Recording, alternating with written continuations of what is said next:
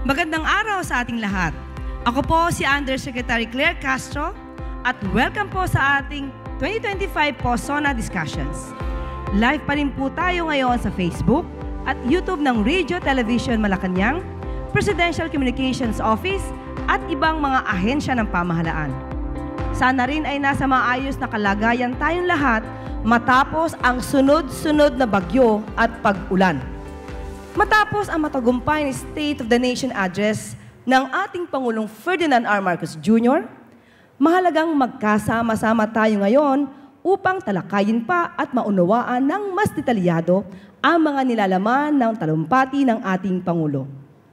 Mula sa paksa ng seguridad sa pagkain, pagpapaunlad ng ekonomiya, pagprotekta sa kapakanan ng mga manggagawa, pagbuti ng serbisyo medikal sa bansa, at marami pang iba.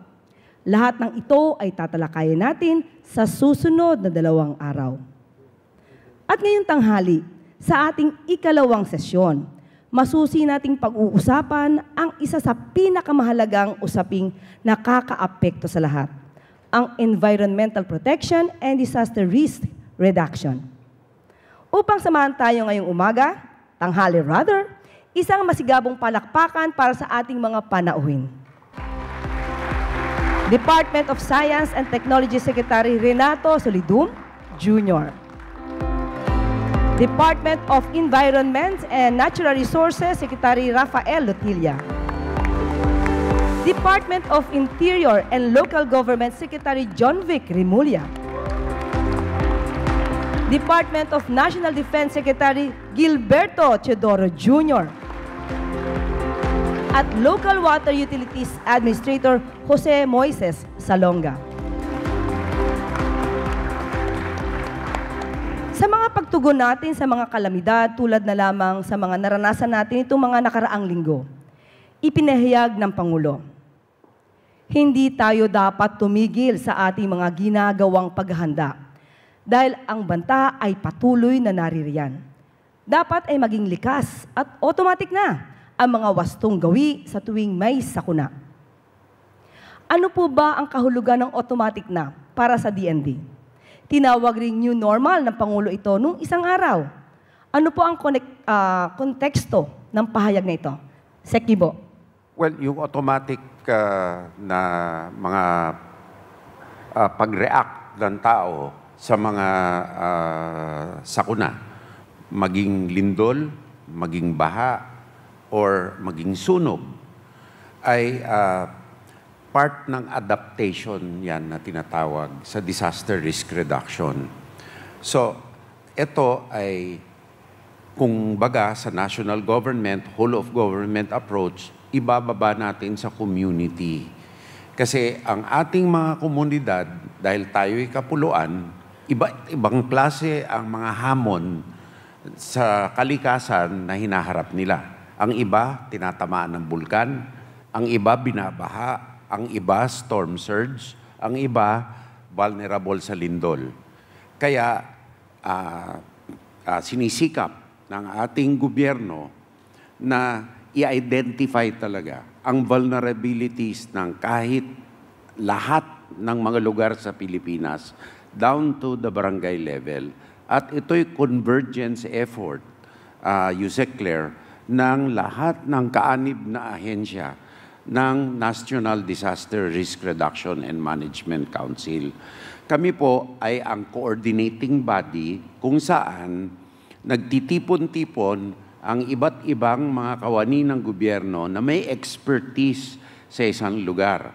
Wari nyo, sa weather at saka sa sa bulkan, si Sec Rene sa DOST. Sa Mines and Geosciences Bureau, meron silang targeted na epekto ng pag-ulan down to the barangay level. At namamapan rin nila ang daloy ng tubig at ang mga dams na kaalinsabay din ng DOST. Ngayon, ang partner agency namin sa enforcement at aksyon dahil barangay, munisipyo, probinsya, rehiyon, napaka-importante ng role ng DILG kay Sec John Vic. Lalong-lalo na po sa first responders. Kami po sa OCD ay nakita namin na ang expertise dapat na pagtuunan muna namin ng pansin dahil sa dami ng natural calamities na sunod-sunod na naging mas mahirap i-predict at mas malakas ang mga epekto nito. Nakikita lang natin ngayon, no? At last year, na sabay yung bulkan, lumindol, at bumagyo. Response, maagap na response.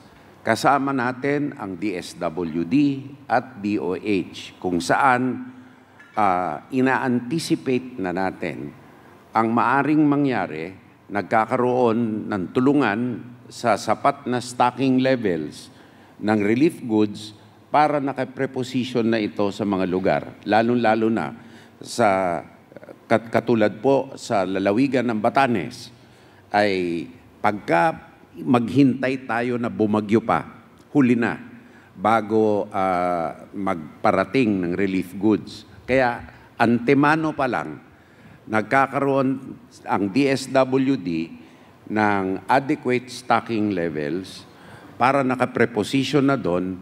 Ang Armed Forces of the Philippines naman ay ang katulong nila na nagdadala ng mga goods. At pagka malaki ang sakuna, ang mga partners natin, mga kaalyado natin ay tumutulong. Sa katunayan, sa oras na ito, nagsasama ang Philippine Air Force at US Marines na nagdadala ng relief goods papuntang Batanes hindi para mamigay, kung hindi para mag-replenish ng mga nakapreposition ng mga goods ayon sa utos ng ating Pangulo ng agapan at i-anticipate na lahat ng mga pangangailangan. Ngayon, pagdating naman sa ating mga tao, yung automatic response, for example, ang pinakamadali ay pag may lindol. Diba? Hold, duck, cover. Yun yung mga automatic na responses, kaya nagsasanay tayo ng earthquake. Gusto rin naman natin na maibaba ito sa pinakamababang level. Katulad ba nung unang panahon, yung mga barangay nung araw, kung pagkalembang ng simbahan, alam ng tao kung saan pupunta.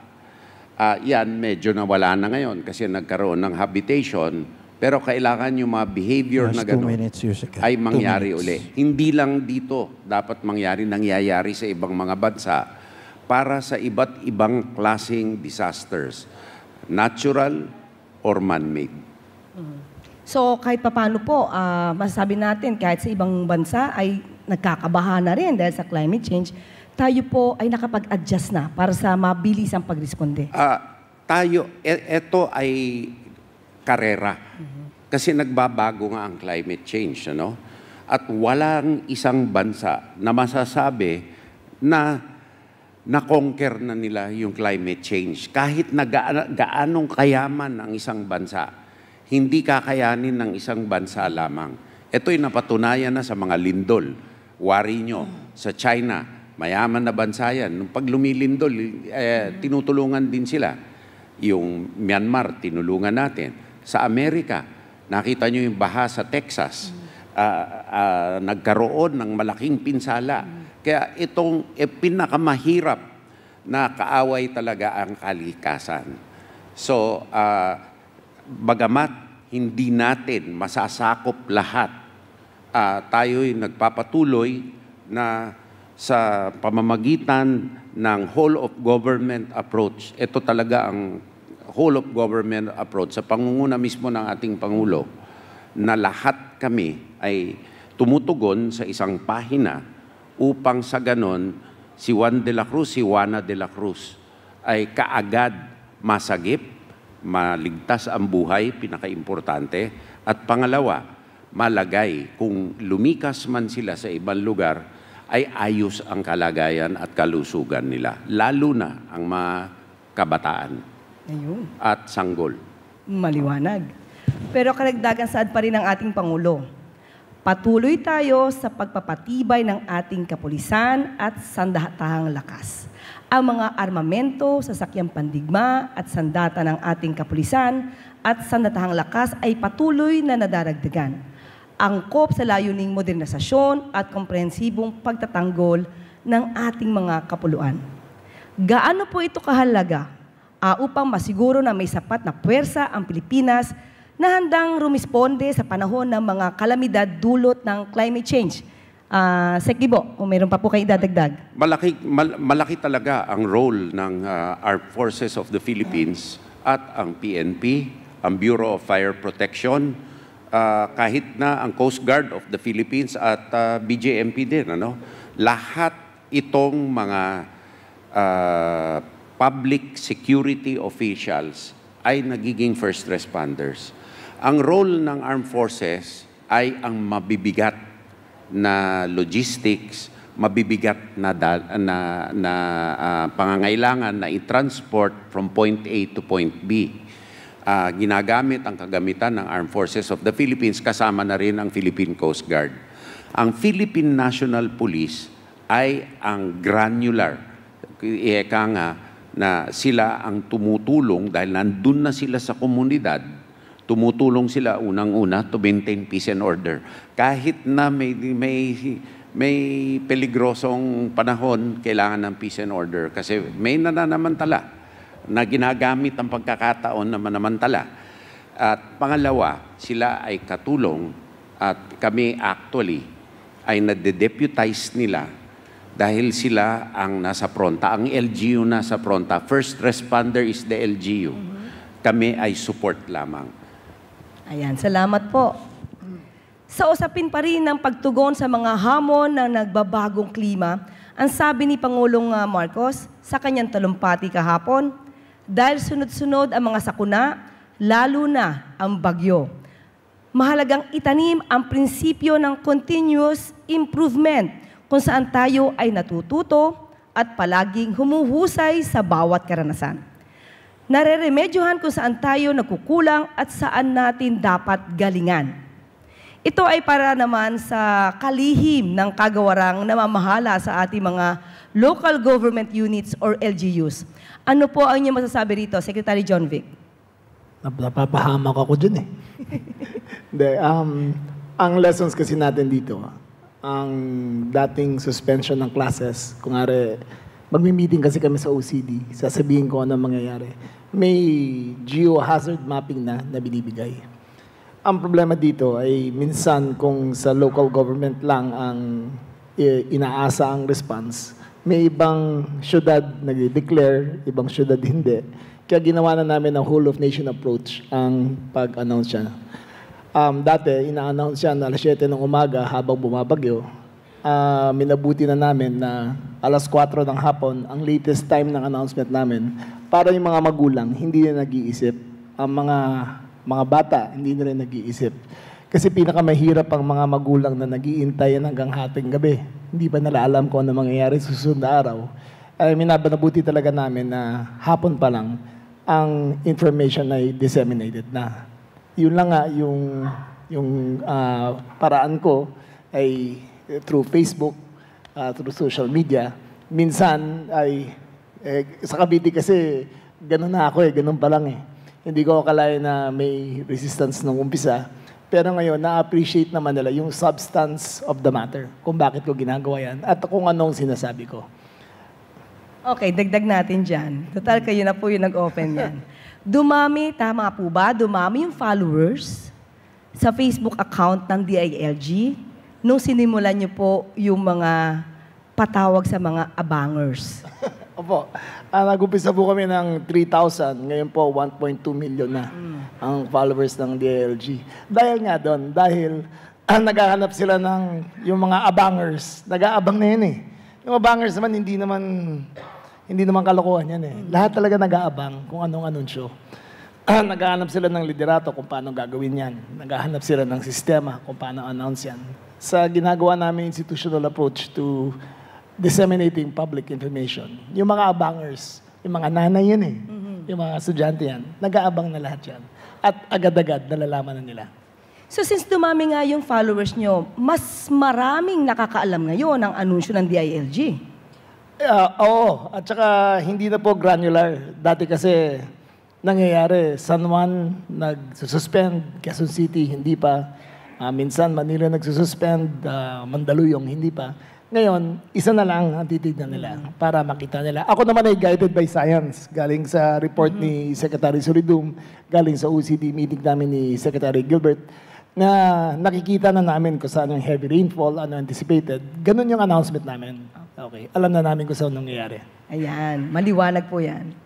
Nagbigay rin po ng paalala ang Pangulo para sa ating mga kababayan. Kooperasyon sa mga malawakang ensayo, pagsunod sa mga babala at tagubilin tulad ng agarang paglikas at pag-iwas sa mga danger zones. Disiplina lalo na sa wastong pagtapo ng basura. Secretary John Vic, ano po ang masasabi niyo rito kaugnay sa pagtugon sa mga sakuna dulot ng mga kalamidad sa level na naman ng ating LGUs?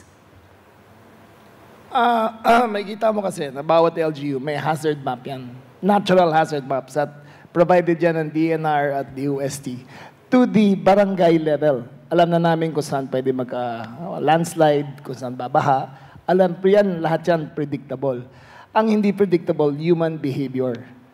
Yun, magde-drain ka ng kanal at ng river, makukuha mo refrigerator, kama, furniture, ano-ano makikita mo sa ilalim. And that's all human behavior. And that is correctable if we enforce it properly.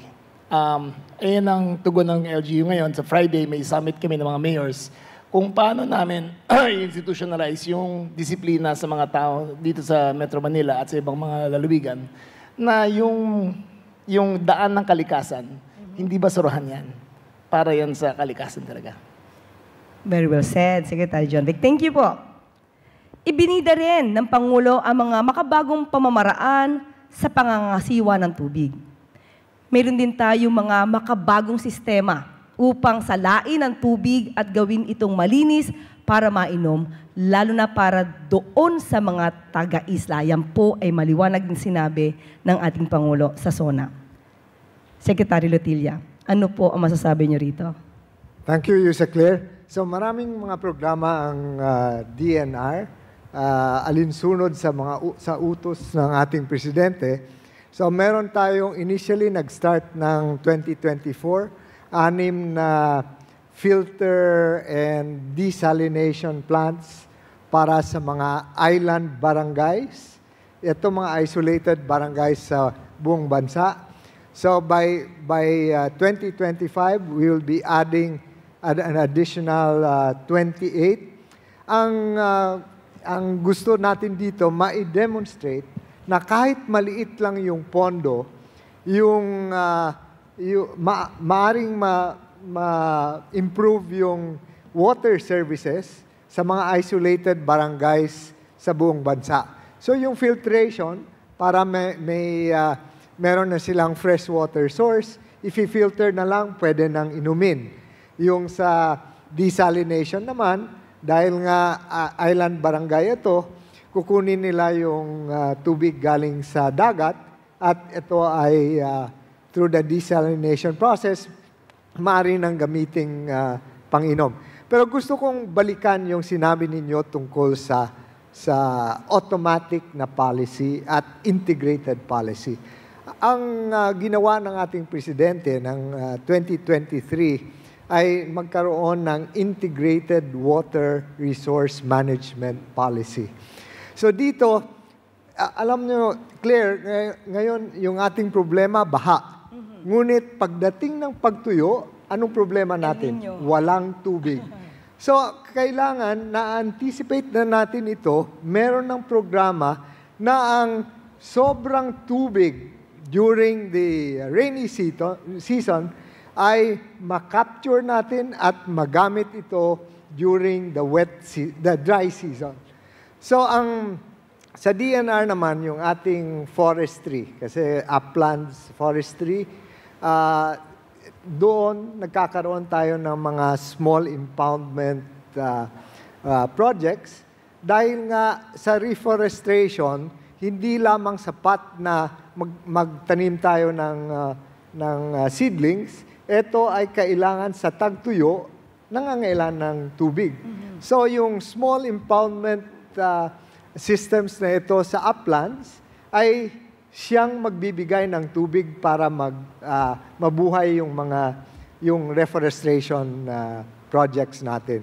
At nakakatulong din ito to control the flooding during the rainy season.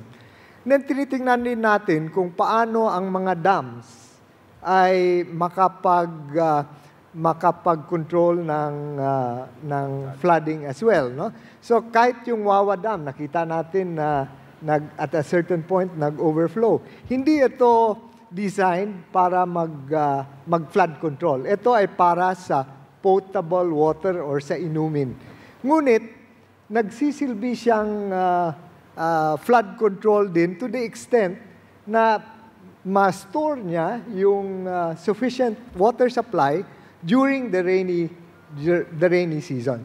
So I think the policy that the President wants is to integrate all of these. We can't just think about flood control, but we have to relate that with storing the excess water and therefore provide additional water not only for drinking, para din sa agrikultura at para din sa energy, yung hydropower. So lahat na ito, nagkakaroon tayo ng coordination sa mga ahensya. Yung groundwater atlas ng DNR in 2024, so available yan for public use. Na-identify na natin kung ano ang mga groundwater as well as fresh or surface water sources ng bansa. So magtutulungan tayo upang magamit ito not only during the flood season but also during the dry season. Meron po kasing, Secretilla, meron po kasing isang opisyal na nagtawa sa suhestyon ng Pangulo tungkol sa pag-iipon, lalo-lalo na ng tubig ulan. Yun po ay binanggit nyo ngayon. So, gaano ba kahalaga at gaano ba katotoo itong suhestyon ng Pangulo na importante itong pag-iipon ng tubig ulan? Napaka-importante kasi nga, di ba, ang sinasabi nating magandang halimbawa sa BGC, hindi bumabaha dahil merong cistern. Yung ibang lugar sa bansa, especially sa urban areas, ay magkakaroon din ng policy towards having cisterns. So pinag-uusapan namin ni Sec Ping Aliling ng housing natin, department, na magkakaroon tayo ng polisiya para bigyan natin ng requirements or incentives yung mga subdivision developers, yung mga housing developers na meron na silang cisterns para ito mag-store ng tubig, and then ang tubig pwede nilang magamit during the difficult periods. So, tingnan na lang natin yung mga golf courses. Marami tayong potential areas kung saan natin ma-store even temporarily yung tubig. Alam niyo, even during the pre-war periods, yung UP Diliman campus, meron siyang lagoon at saka meron siyang yung sunken garden. Ito ay napakalawak na fields. Ngunit, ma-maximize natin ito na ang intensyon na ang tubig will be held or stored temporarily in order to slow down the drainage into the low-lying areas of Metro Manila or Quezon City in particular. So ganitong mga prinsipyo dapat nandun na sa ating mga plano. When the President says automatic, hindi na natin kailangan hintayin pa yung disaster, ngunit anticipatory.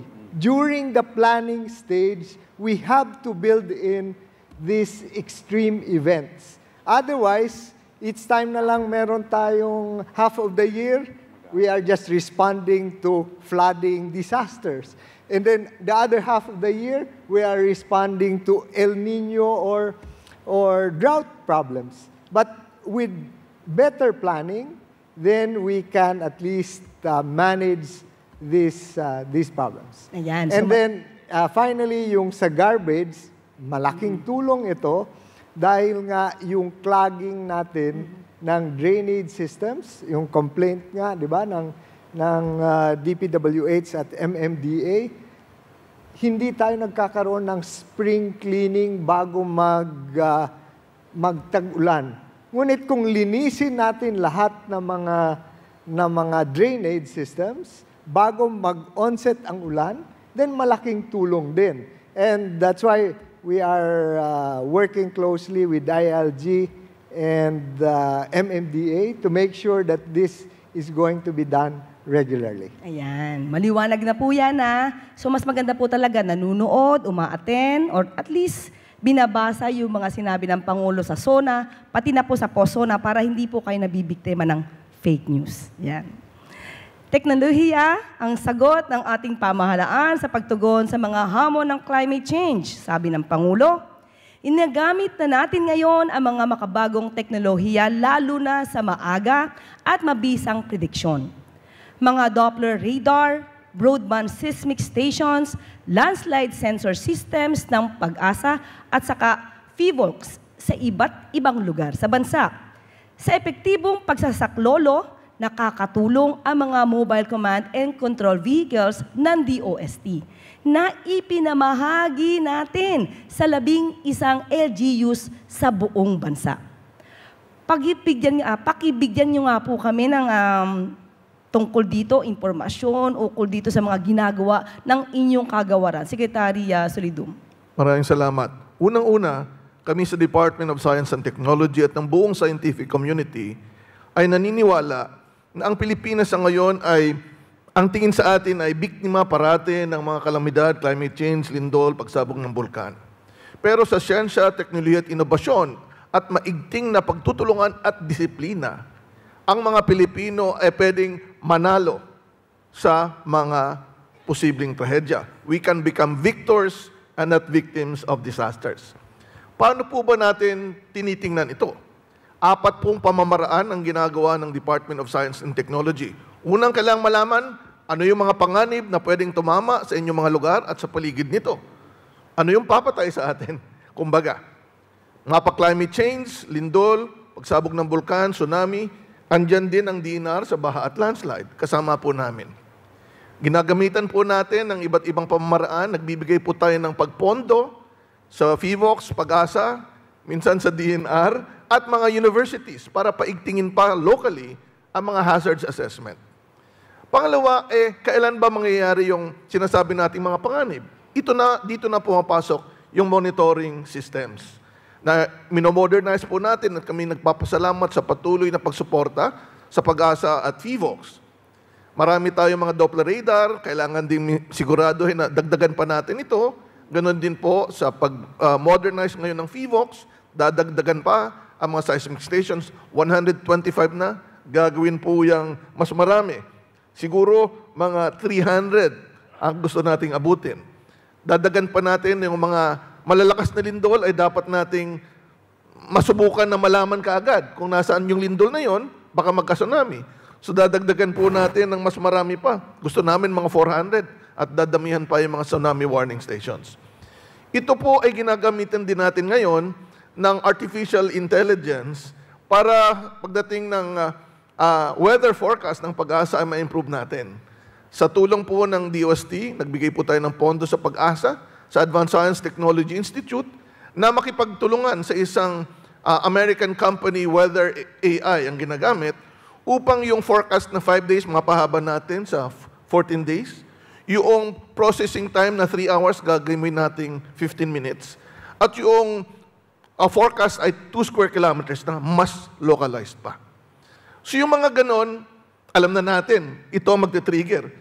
Pangatlong kailangan gawin, ano naman yung communication and warning information?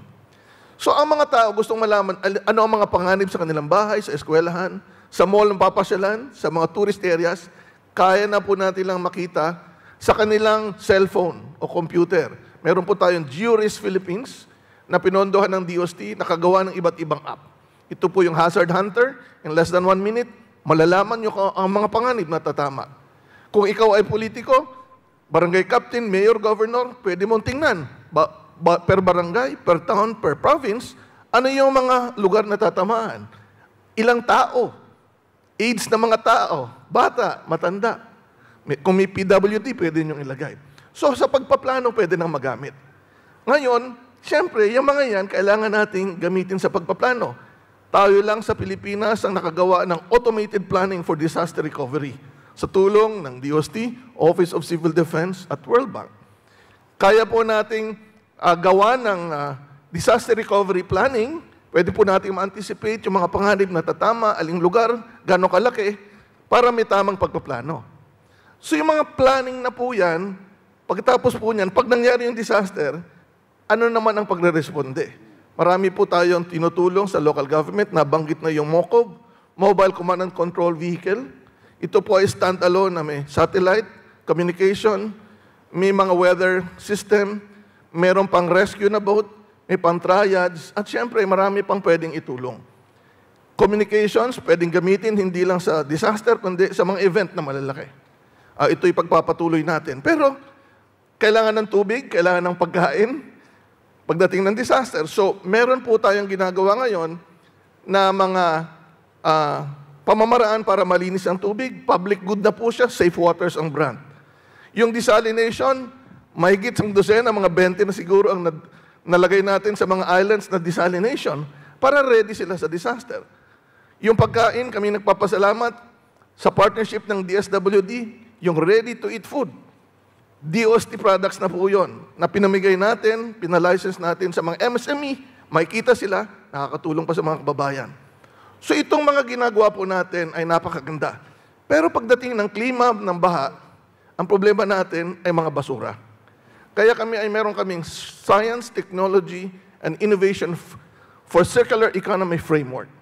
Para yung mga plastic, para yung mga agricultural waste ay hindi lang itapon, kundi ma-convert natin sa mga bagay na pagkakakitaan.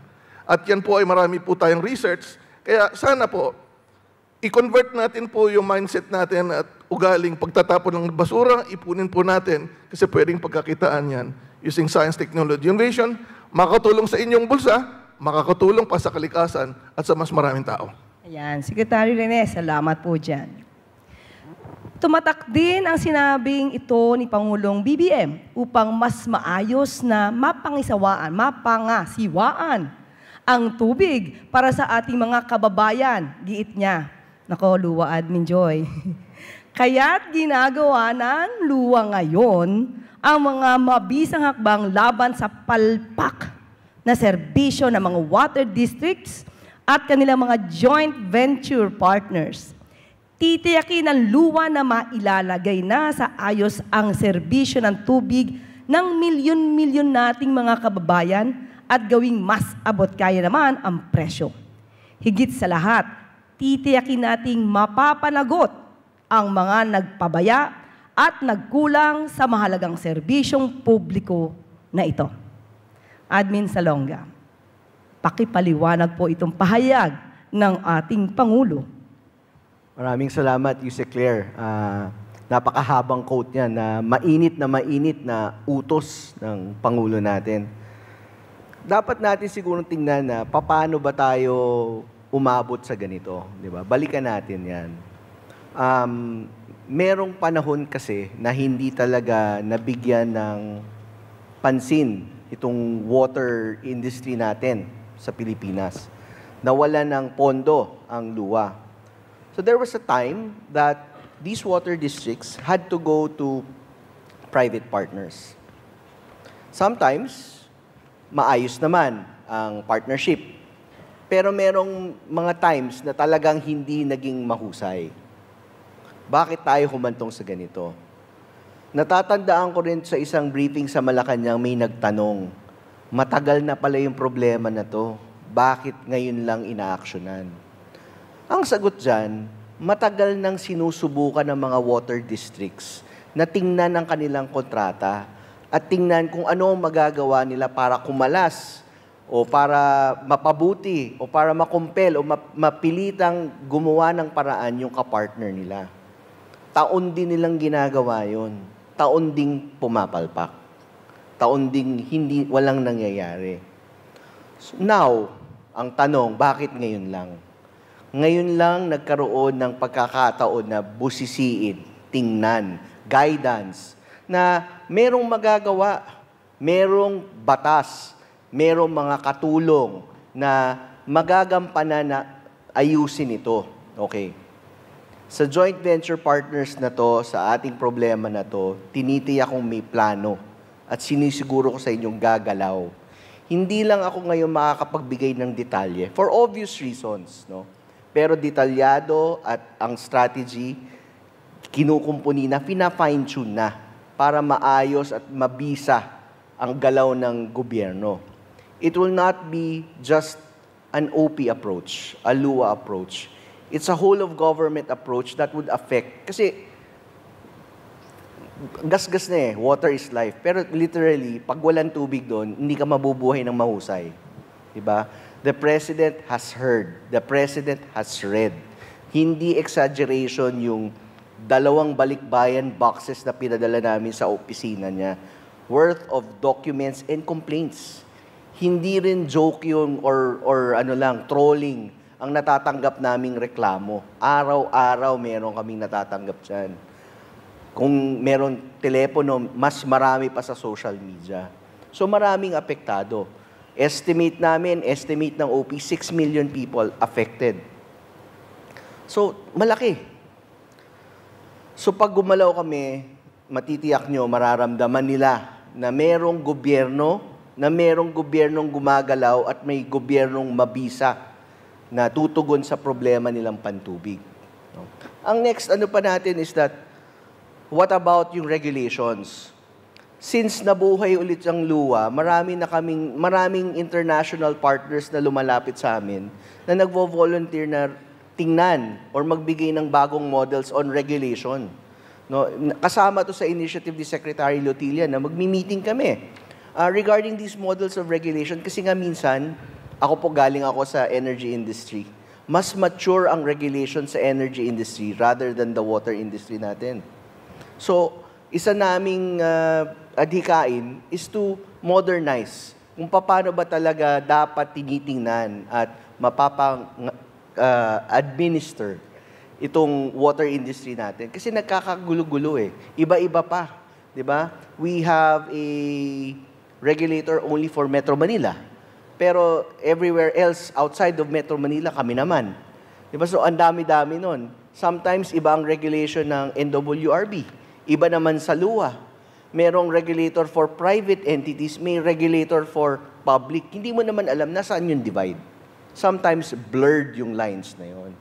So meron ring adhikain na magtayo ng Department of Water, which is good also. Not to harmonize all these things. And I would like that department to come, pero dapat tingnan natin maayos yung pagkakabalangkas na pakinggan ng bawat sektor. So those are the things that we're trying to do here. Now, mainit at natatandaan ko talaga yung utos ni Presidente. You can rest assured, ma'am, and the other people na apektado, na walang tubig ngayon, na darating sooner than later yung tulong ng gobyerno at solusyon. Wala tayong babagitin kung ano man itong mga joint venture entities na kasama ng local water districts. Pero ang tanong natin, sa inyong pag-aaral, ano po ang naging problema? Una, may umabuso. Pangalawa, hindi sila marunong sa industry nito. Pangatlo, pinagkakitaan lang. Okay. Ang usual problem na nakita namin is there was a lack of investment. No? Merong kasing kontrata yan na dapat, ito ang dapat nilagak na kapital. Hindi nasunod yun. No? With regards to meron bang technical capabilities, well, pwede natin sabihin na bago. Kasi nga, naman. But I don't think they're necessarily without experience. Kasi sanay naman mag-construct. No? Pang-abuso, yung tagal lang, I think is just it. Yun medyo talagang tingnan ng mabuti. Bakit ang tagal? Bakit hindi kayo nag-invest? Bakit ang ingay-ingay ng mga tao doon, hindi pa kayo tumugon o gumawa ng paraan? No, now, nakakatanggap kami ng catch-up plan. But the catch-up plan is actually an admission that there is fault. That's why you need to catch up. Diba? Diba? And then, ano naman ang makukuha ng mga tao sa catch-up plan? Is it just another wait? Diba? Ganun ba? Maghihintay na lang tayo? Sino may kasalanan nito? Diba? At admittedly, may pagkukulang yung mga panahon na yon. Pero hindi yun ang excuse kung bakit tayo nahandito ngayon. Saka, we're here. Hindi ba dapat ayusin na natin ngayon at the soonest possible time? Dahil napaka-inconvenient. 2025, wala kang maasahang tubig sa gripo mo. Diba? Parang mali na yun. Yes, tama, no? Lalo na kung mangangako tayo ng public service. Ayan, sa puntong ito, atin pong sasagutin ang mga katanungan mula sa ating mga kaibigan mula sa media. Okay. Unahin po natin. Natetense ako. Secretary John Vic. Okay po. Since sabi nyo nga po kanina, marami nagtatapon ng mga sofa, ref, diyan sa mga daluyan ng tubig. Paano po ba natin matutugunan ang problemang ito, lalong-lalo na po ito'y nagiging sanhi ng baha? At paano natin mapapatulong ng maayos ang mga barangay at local government units? Well, number one dyan yung collection system natin ng basura. Ang Metro Manila ay walang cohesive plan to dispose of solid waste. Meron tayong nagtatambak sa Rizal, meron tayong nagtatambak sa Quezon City, meron nagtatambak hanggang Capas, Tarlac. Iba-iba yan eh. Dahil sa inefficient ang planning natin in the last 30 years sa solid waste management, ang mga local government units ngayon nahihirapan sa collection system. Kasi minsan sasabihin, every Tuesday and Wednesday lang kami pwede magtambak. Or every 4 to 10 in the evening lang pwede dumaan ng truck. Kasi tatawid yan, kung pupunta sila sa Payatas, pupunta sila sa San Mateo, pupunta sila sa Pampanga, may oras lang na pwede dumaan ang mga truck na to. Dapat dyan kasi meron tayong systematic approach na east, west, north, and sa buong Metro Manila and south. Meron na tayong integrated waste management systems na mas service ang buong city. Pero ito'y hindi lang sa city to, pati yung mga probinsya, pati lalawigan, dapat may ganun na rin. Meron tayong very faulty provision sa local government code na nakalagay doon na ang waste management is a municipal problem. So, may munisipyo kang maliit, katulad sa amin sa Noveleta, 14,000 lang ang tao. Walang open space. Nasususpend ng mayor doon dahil wala siyang sariling dump site. Meron kang malaking syudad katulad ng Manila na punong-puno rin. Doon pa sila sa Nabotas nagtatambak. Again, the wording of the local government code is one of the biggest hindrances of the government in planning waste management. And it's something we have to revisit and to rewrite and to create a more holistic approach into garbage disposal. Tanong ko po, since dito po nakita po nga natin at ng MMDA na ang dami naging basura, naging sanhi yata po ito ng baha. Kung di ako nagkakamali, Araneta Avenue po yata to? Araneta Avenue, isa sa pinakamalalim yan. Since dapat po naman kasi nakikita rin to ng barangay sana. Ano po yung pwede nating sabihin sa mga barangay officers para maiwasan po yung ganong klase ng pagtatapon? Kasi hindi na po yung normal na so far ref, makikita mo sa creek na nagiging sanhi ng baha. Well, dapat nga makita niyo yung ginawa ni Chairman Artes bago itong January hanggang May ay nag-clean up na sila. Sa isang maliit na estero sa San Juan, maliit lang. 10 truck ang nahakot nila ng basura. Doon pa lang.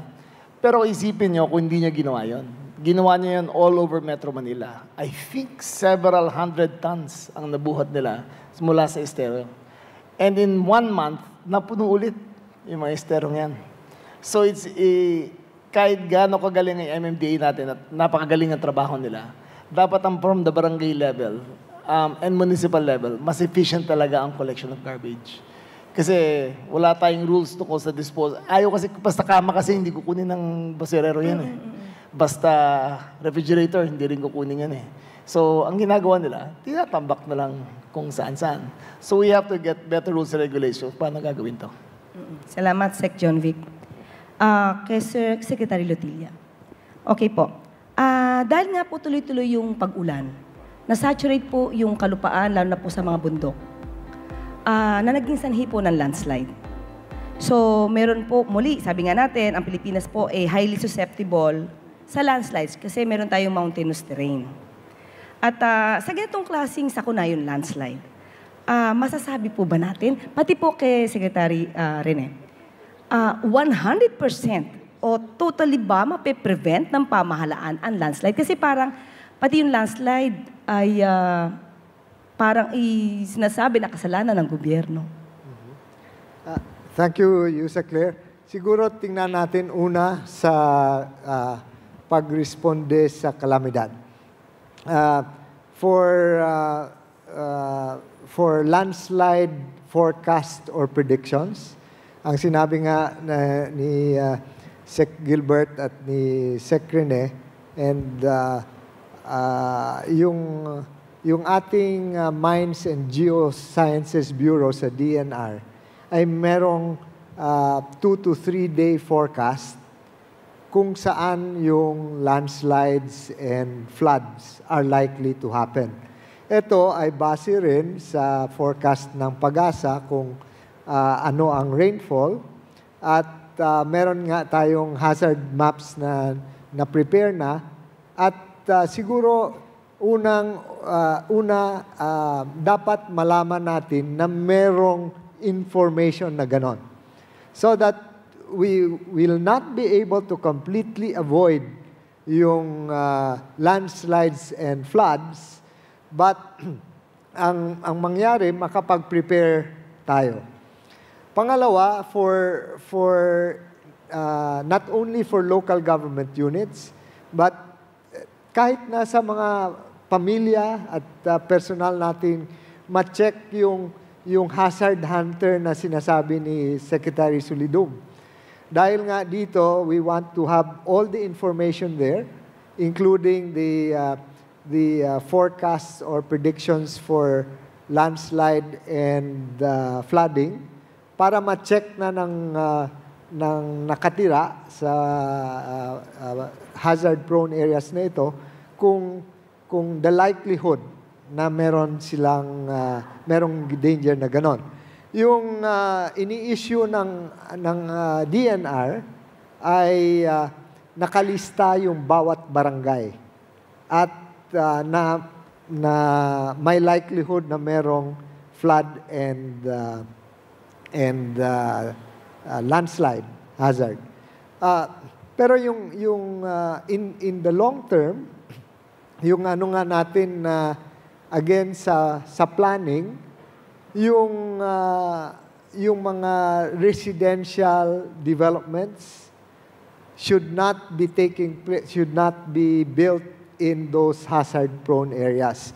So dito yung mga housing developers at mga subdivision developers ay merong ganong impormasyon, ang hinihiling natin na they will take it into account. At yung mga prospective buyers naman, i-check na natin kung gaano ka-susceptible nga ang area na yan bago tayo bumili ng unit o bumili ng lupa. So, yung basic information na ganon, malaman natin kung ano ang mga risgo na nandyan. And then even yung sinasabi ni Yusek Rene na earthquakes. So, we should avoid building in areas that are hazard-prone, and there is a way of checking from the buyer's perspective whether the developer has actually built them in areas that are hazard-prone or not. Now, for ano naman sa upland areas, kaya yung ating reforestation projects are ongoing. Sa good news, ang sinasabi nga ng report ng Presidente, nagkaroon na tayo ng increase sa forest coverage. Pero gusto pa nating mapalawak yung reforestation na yon upang ma-retain yung water sa uplands. Yung programa natin na 5 million trees, because of the cooperation of private sector, we might be able to increase it to 10 million trees by 2028. At ang ating National Greening Program ay nakapag-contribute din to the increase.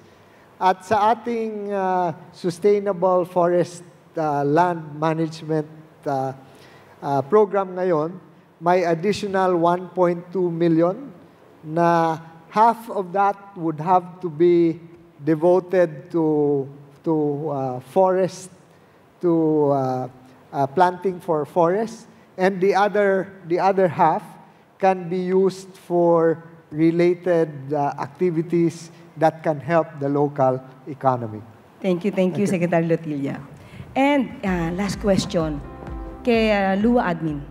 Sir, sabi niyo po kanina from the media, ay ang problema yung kapital. Okay? Pero ang sabi po ng mga consumers, sila po naman ay tuloy-tuloy na sinisingil. So paano magkakaproblema kung tuloy-tuloy sila naniningil, walang tubig, pero bakit sasabihin parang kulang yung kapital nila para mag-invest? Yun ang misteryo ng nangyari dyan sa JV agreements nila na kailangan nating tingnan.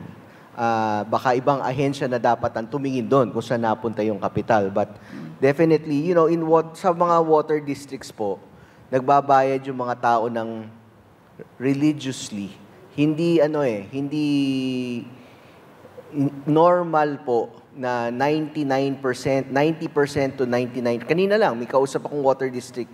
Ang collection rate nila is 99.4%. Probinsya po to. Regular po na pag tinignan mo yung statistics nila, above 90, nagbabayad yung mga tao. Mas importante sa tao magbayad ng tubig kaysa sa kuryente. Sa energy industry, mataas ang 90% collection rate. Sa water industry, mababa yun. So, hindi natin alam kung paano ba nagamit yung collection nila, saan napunta. Iyon ang misteryo. Salamat po sa pakikibahagi ng ating mga kaibigan sa media. Yes po. Sa media, may mga kasama rin tayo mga mag-aaral dito ngayon na nais magtanong. Mula sila sa San Juan City Tech Voc and Livelihood Senior High School. Okay. Para po kay Secretary Lotilla, mula po to kay Laika Monteron. Okay. Pwede po bang malaman kung may ginagawa ang gobyerno para protektahan yung mga bundok, ilog at dagat sa lugar namin? San Juan po. Merong bundok. Ganon din yung tanong ko. Meron bang bundok sa San Juan? Siguro sa Pilipinas. Little Baguio. So meron nga tayong yung protected areas. No? So yung protected areas, whether by proclamation by the President or by Congress has passed laws declaring these protected areas, whether they're marine protected areas or the terrestrial or land-based protected areas. At dito, regulated nga yung development activities. So, siguro, again, sa implementation, nangangailangan ng coordinated action dito dahil nga yung hindi rin natin kaya i-police o protektahan yung millions of hectares na forest land. So, yung local government units as well as the barangays would be a big help in enforcing our laws here dahil kulang na kulang tayo sa forest rangers. At meron din tayong mga, besides the protected areas, meron din tayong yung mga parks. So, dapat siguro tingnan natin na yung mga natural parks sa urban areas. So, siguro, hindi ko nakikita sa San Juan kung merong park. But, nangangailangan na pinaglabanan. Pinaglabanan. No? So, we have to protect those areas dahil nga ito, siguro para sa inyo na mga estudyante at mag-aaral, it's not only a place for recreation, but helps also helps reduce pollution, and is actually a big help to everyone who wants to have a good quality of life. So marami tayong magawa as individuals, and let us just not depend on government. The same with yung garbage problem. Ilan sa atin dito ang nagsisegregate sa audience? Sa bahay natin, ilan ang nagsisegregate ng garbage? Merong ilan dyan, but hindi lahat. So even from the household level, Sec John Vic is in fact saying each one of us has to take responsibility.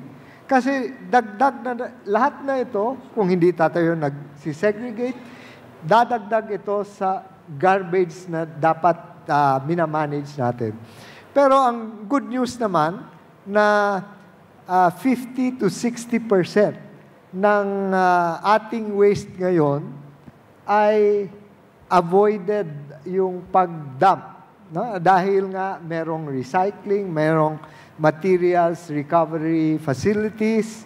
So dapat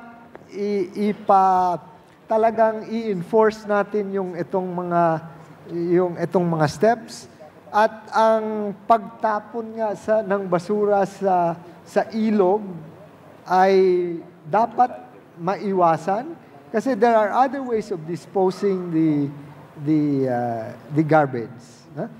So, yun lang ang masasabi ko ngayon, na tulong-tulong tayo lahat. Ayan, Secretary Letilia, salamat po. Tingin ko, Bob Dylan Obana, may tanong din siya, nasaan si Bob Dylan Obana? Pero yung katanungan mo mukhang nasagot na kasi ang tanong niya po ay bakit patuloy pa rin ang pagbaha. So nakita po natin, of course, may climate change, maling pagtapon ng basura. So magtulong-tulungan po tayong lahat, hindi lamang ang gobyerno, kundi tayong lahat po para po maiwasan na po natin ang ganitong klaseng mga sitwasyon. Ayan. Nais kong tanongin na lamang ng isang katanungan ang ating mga panelists. Ano ang aasahan ng taumbayan sa administrasyon ni President Ferdinand R. Marcos Jr.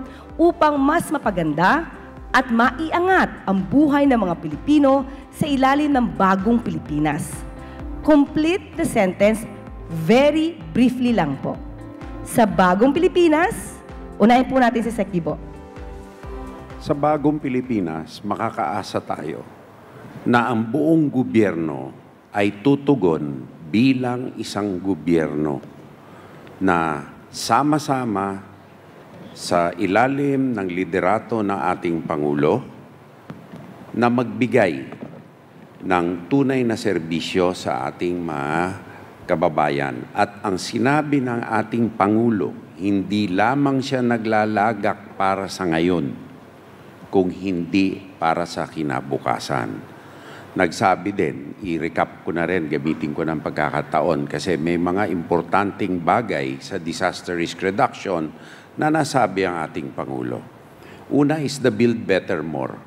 Napaka-importante ng tamang infrastruktura sa tamang mga lugar. Katulad ng flood control na nabanggit ng ating Pangulo, ito ay kailangan tugunan ng national government pagkat ang mga sistema, water systems, ay malalawak at malalaki. Pangalawa, sa peace and order lamang, isang cause ng disasters ay ang illegal at small-scale mining. Ayan, dapat rin aming sinusubukan na sugpuin. Tapos, ang infrastruktura, sinabi ng ating Pangulo, napaka-importante. Railroads, airports, seaports, daan.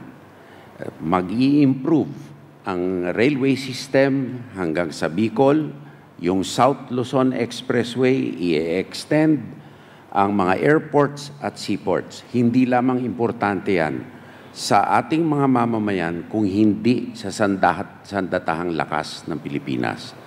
Sa huli naman, ako'y nakikiusap din sa ating mga kababayan na ang pinakamahirap talaga kung papaano mag-communicate ng babala.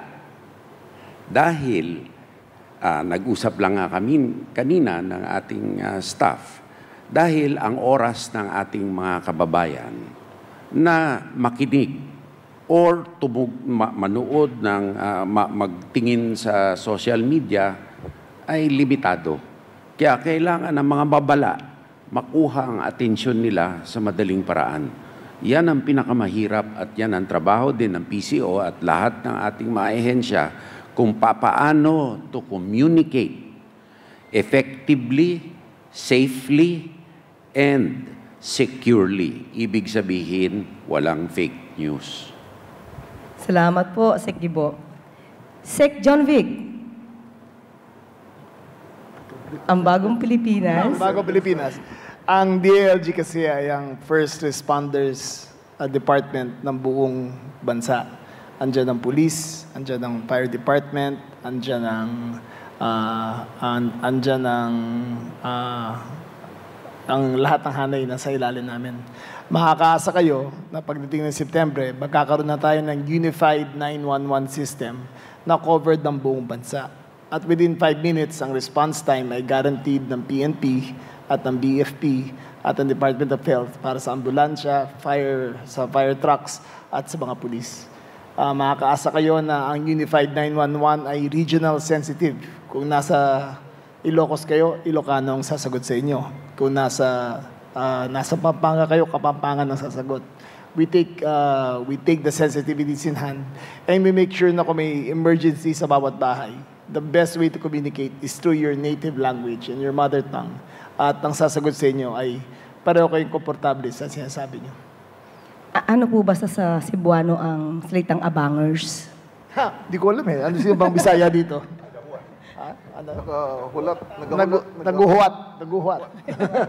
So, sa mga abangers, September 15 yung Unified 911 system. Thank you po, Sec. John Vic. Secretary Lutilla.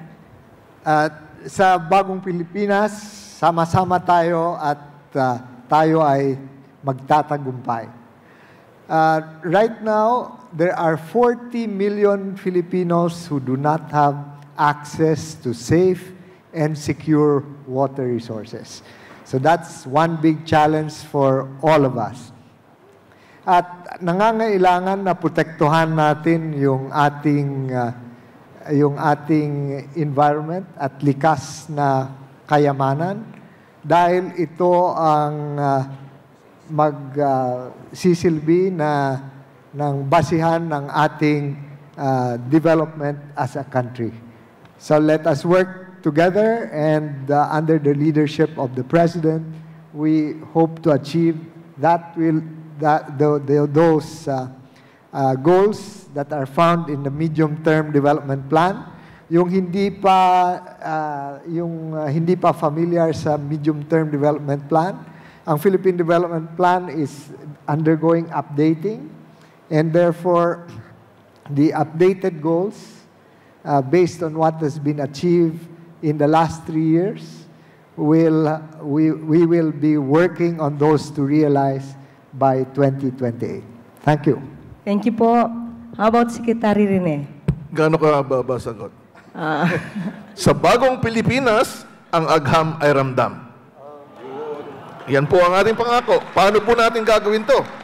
Sa siyensya, teknolohiya at inobasyon, mga negosyo nyo ay tiyak kikita. Meron po tayo mga Small Enterprise Technology Bringing Program, Startup Fund, we have Program Propel to help investors and technologists to discuss to create enterprises and to create new jobs. Sa industriya, aarangkada.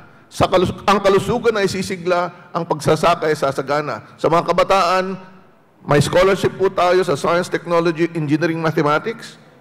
Ang bukas nyo ay may pag-asa. Kaya, pangako po natin, sa kasulukuyang administrasyon, ang hagam ay ramdam. Thank you, Secretary. Ako, mag-apply na kayo ng scholarship, ha? Malaking bagay yan. Tulong din yan sa Pilipinas kapag kayo nakagraduate agad. Lua Admin Joy Salonga. Ma'am, sa akin, sa bagong Pilipinas, may pag-asa ang bagong Pilipino. It means that hindi po pwedeng iasa sa gobyerno lahat. Ang gobyerno natin ay gumagawa ng paraan, bagong paraan para sa mabuting pagpapatakbo ng gobyerno. Pero hindi lang doon nakaasa ang ating ikauunlad.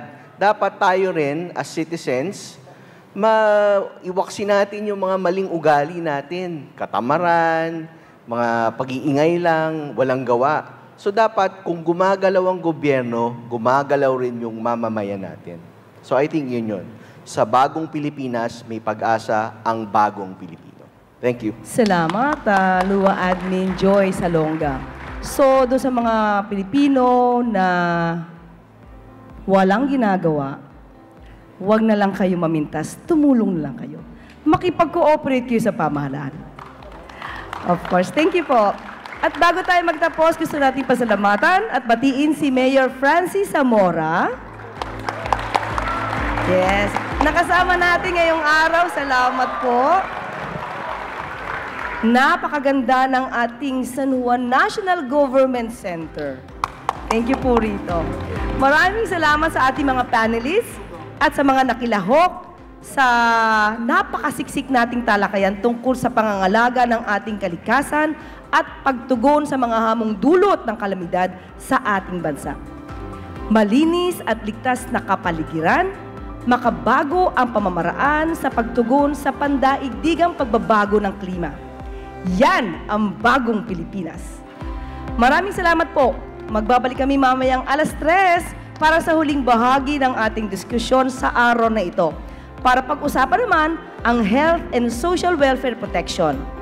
Muli, ako po si Undersecretary Claire Castro at ito ang 2025 Post-Zona Discussions.